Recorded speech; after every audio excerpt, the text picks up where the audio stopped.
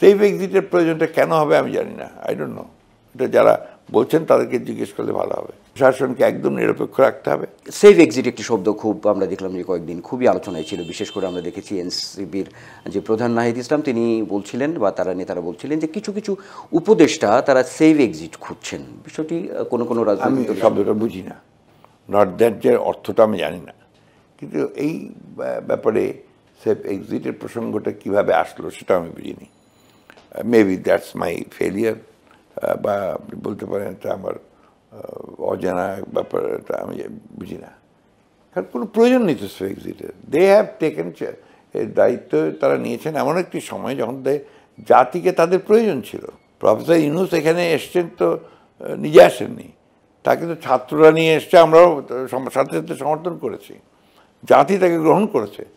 একজন Nobel laureate যার সারা বিশ্ব জুড়ে যার পরিচিতি এবং সুনাম, সেই ভদ্রলোক আমাদের নেতৃত্বে রাজি হয়েছেন, এই সেই ইজ নট এ পলিটিশিয়ান। আর বাকি যারা আছেন তারা প্রায় বেশিরভাগই আপনার অত্যন্ত স্বনামধন্য ব্যক্তি, তাদের নিজ নিজ প্রফেশন। সেই ক্ষেত্রে সেফ এক্সিটের প্রয়োজনটা কেন হবে আমি জানি না, আই ডোন্ট নো। এটা যারা বলছেন তাদেরকে জিজ্ঞেস করলে ভালো হবে।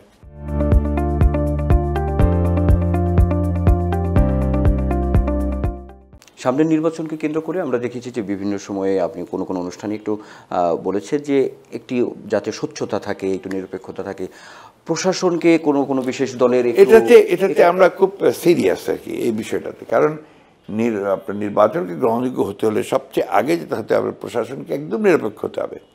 এখানে যদি দেখা যায় যে কোনো কোনো ক্ষেত্রে আপনার প্রশাসনের কোনো কোনো জায়গায় কোনো একটি দলের প্রতি, বিশেষ দলের প্রতি যদি আপনার একটু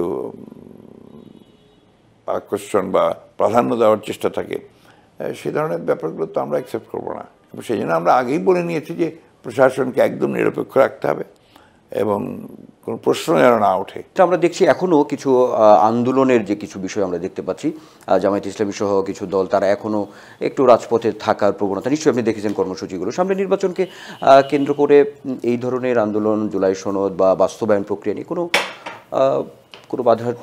আমি তো আপনারা বলেছি যে এখন যারা আপনার নির্বাচনের বিরোধিতা করবেন, হ্যাঁ, তারা প্রকৃতপক্ষে বাংলাদেশে গণতন্ত্রের উত্তরণের পথকে বাধাগ্রস্ত করবেন।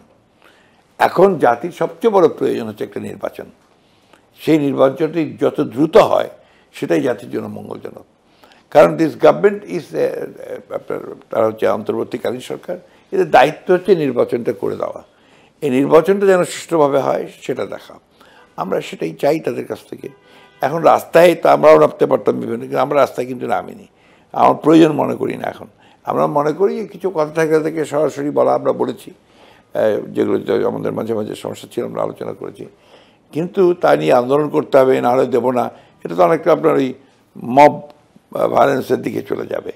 আর তাছাড়া এটা প্রয়োজন নাই, তখন তো আলোচনার মাধ্যমে সব কিছু করা যায়।